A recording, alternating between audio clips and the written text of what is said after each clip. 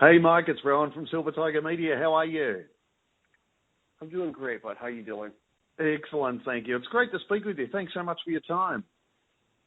No worries, dude. Thank you. I appreciate the support. Pleasure indeed. Congratulations on the debut album. Mate, I have to say, I reviewed the album some weeks ago, and it's been really hard to stick to the embargo because it's such a great album and such an exciting collaboration. Oh, thank you, dude. I appreciate that. Yes, it is exciting to.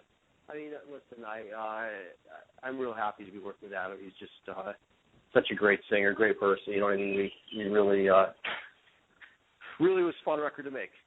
Fantastic. I realise Stained are currently on hiatus. So how did Saint Asonia come about? I really kind of, called up Adam after he left 3 Days Grace. I was on tour with Jason Newsted, and our tour was ending actually in Toronto, and that's where Adam lives or was living at that time. And I said, hey, we're going to be in town.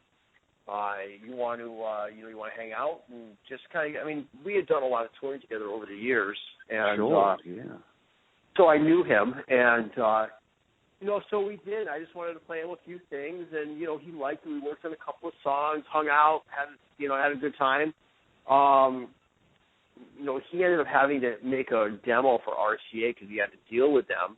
Yeah. And I had written a couple of songs for that. So we went in and did the demo together, and it was really on completing that when, RCA really liked it, management really liked it. Everybody was pretty excited about it, and that's what led to the record deal and, and us making this record.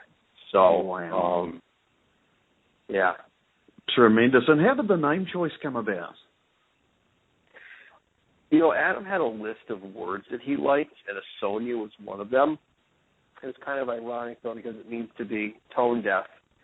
So we thought that was kind of funny. And somebody put Sane in front of it, and we just thought it was kind of cool. So that's really what we went with. It is cool. It works so very well. You released Better Place back in May, and that really was the first confirmation of the band members. Were you happy with the response? Yeah, I guess. I don't know. I'll be honest with you. I don't pay a lot of attention to that, and I don't have like a social media thing. I kind of I don't know. But listen, we played that first show at Rock on the Range in Columbus, Ohio. That went really well. The crowd was great. I think we'll know a little bit better. We're leaving this Friday to go on our first tour. But even that, it's early. I think people are just, they don't really know what Saint Asonia is, and it's really our job to get out there and play these shows and, make everybody aware of what this band is. Absolutely. I think it's fair to say that the writing excellence between you and Adam, along with the fantastic album, are previously, to a degree, untapped talent. Were you both shuffling off previous genres or exploring, or... it was really something as simple as I had a lot of music, and, I played it for Adam, and he picked what he liked, and we kind of went with those ideas. Adam had some really great songs that he brought to the table. I was able to put some parts to those, and that's what ended up making up the record. there really wasn't any thoughts or discussions. It was really like I'd play a song that I wrote for Adam. He's like, yeah, I like that. It's 45 minutes later, he'd have lyrics and melody written to it, and they were great, So that's really kind of how it went. He'd say, hey, try this chord here. Let's make a couple of changes. We'd do that, and then it was, he'd go sing on it. It was, that's what I'm saying. It was pretty easy. We really seemed to be on the same page, and it was a good experience. Wow, that really is just raw talent between the both of you. It's fantastic. Is there a central theme to this album? No, I don't think so. Other than we really just wanted to write the best songs that we could and try and make something that was good from beginning to end. You know what I mean? That's really, listen, in this day when people don't buy records, but I've been saying I hope some people give it a chance and try to listen to the whole thing because I'm really happy with the way that it came out. I don't know about try to listen to it. I couldn't turn it off. Oh, thank you. With all due respect to your previous work, this collaboration really seems to have opened the floodgates for you to a degree, but it sounds like it was just something that came together with a bit of friendship.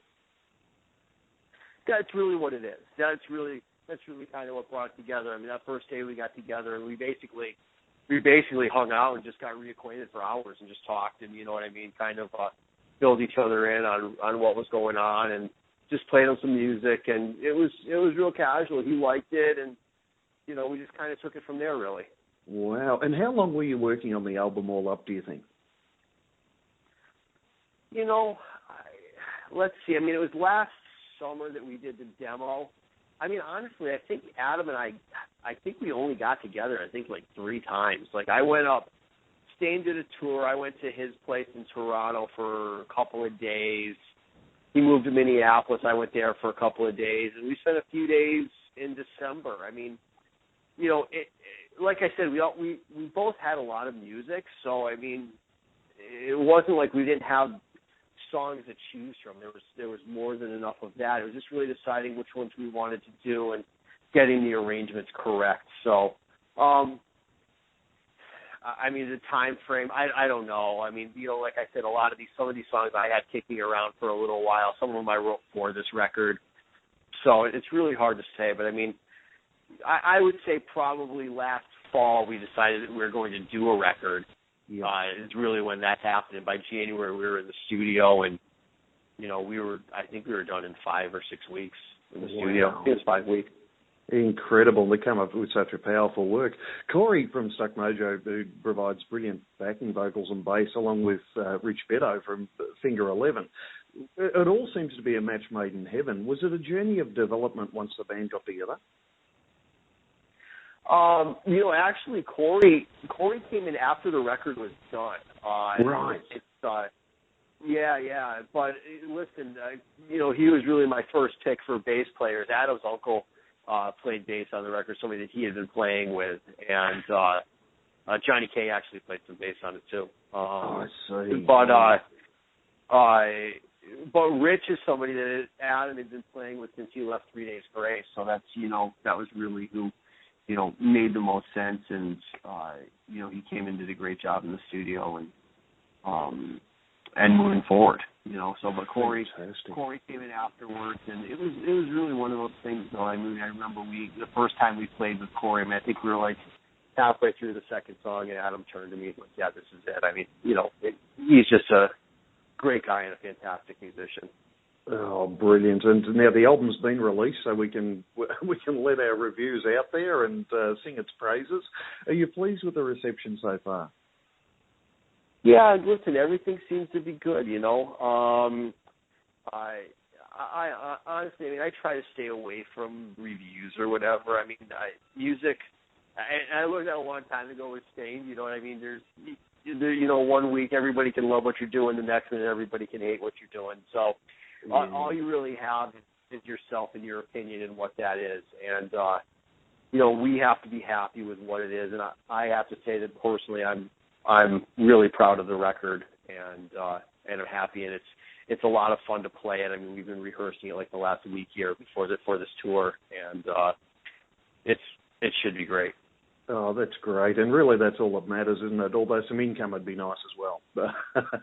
Well, listen, I mean, I've always said that I've been very fortunate that, you know, we write songs that we like, and I've been fortunate that other people have liked them also along the way, and that's really what it's about. Is, you know, you have to please yourself. You have to play these songs every night, put your name on it, and you know, you just hope that other people like them too. Indeed, and look, I hope the reception at Rock the Range was great for you. Yeah, it was. It was a really great show. I mean, you know, you don't know what to expect. I mean, we were first on the main stage on a Saturday, and you're just like, oh boy, it could be a tough spot. And I mean, it wasn't. There was a lot of people there. The reception was great. By the end of the set, you know, I mean, listen, we also kind of have the treat of being able to play a 3 Days Grace song or a Stain song to kind of get some familiarity in there too, you know. So, of course. So, I mean, kind of embracing where we came from and, what got us to this point. Most certainly. As you say, you kick off on August 14th promoting this album on tour. Do you still enjoy life on the road, Mike? Listen, it's tough once you have a family, and I have 8-year-old twins, and oh wow, leaving them and the wife is tough. You know what I mean? So it's really become a lot more difficult. Listen, you're never going to get this time back. You know what I mean? So that's where it's difficult. So. But listen, when I'm here, I make the best of it, and do whatever I can with the family. And I've been fortunate. Actually, I've been home for a while now, as state hasn't worked, and for the record, and some shows here and there. But so this is really kind of the first gearing up and going back out on tour with a new album in a few years. So we'll see. Well, we're hoping you'll come out and see us in Australia. So if I may suggest, pack up the twins, pack up the whole family, and all come out for a holiday and play for us here. Listen, the thing is, it's just, and I see guys that do that, and God bless them. It's just tiring on me. You know what I'm saying? It's hard to bring your family to work with you, and especially when you're traveling in a different city every day. And you know what I mean? It's hard. I mean, I know everybody's like, oh, you're so lucky. And listen, I am lucky. I'm super lucky to do what I do for sure. But that being said, I mean, there are that's the worst part about it, is having to leave them. And No, I can understand that completely. And look, it's been an absolute pleasure to speak with you, Mike, and we look forward to any Australian tour announcements in the future. Maybe a sound wave? I mean, look, that seems to make the most sense, doesn't it? It does. Yeah, I mean, we got to get AJ on the horn here and see if we can get on that bill. I think that would be great. That'd be great. We'll start hitting up AJ from our end. Yeah, there you go. Perfect. Let's do that. And it'd be good to get out there, this spring for sure. Or summer for you guys. That's right. Yeah. Indeed. Yeah, we have to put on the warm weather for you and the family. Yeah, you guys definitely do that. Well, look, congratulations again on the album, and thank you so much for your time today. Thank you, sir. I appreciate it. Pleasure indeed. Travel safe, my friend.